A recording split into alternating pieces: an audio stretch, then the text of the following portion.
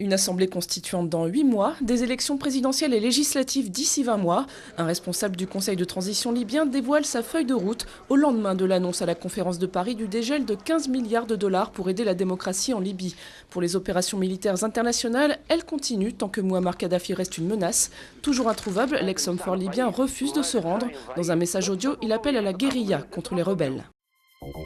Leurs cartables sont déjà prêts. 840 000 enseignants des écoles, collèges et lycées font leur rentrée vendredi, 3 jours avant leurs 12 millions d'élèves. Parmi eux, plusieurs milliers de profs débutants lancés à plein temps devant leur classe sans jamais avoir fait cours.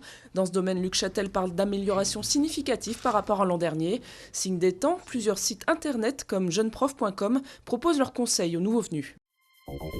Marqué en rouge sur le calendrier de l'intersyndicale, le 11 octobre, c'est la date choisie pour une journée d'action en riposte au plan anti-déficit du gouvernement. Reste à définir les modalités de cette journée. Pour cela, les syndicats se donnent de nouveau rendez-vous le 15 septembre. Au-delà des analyses géopolitiques et du torrent d'images, de simples objets pour évoquer les attentats du 11 septembre 2001 à New York. Une ceinture d'avion, des fragments d'une tour du World Trade Center, la porte d'un camion de pompiers. Le musée de l'histoire américaine de Washington rassemble une cinquantaine de pièces.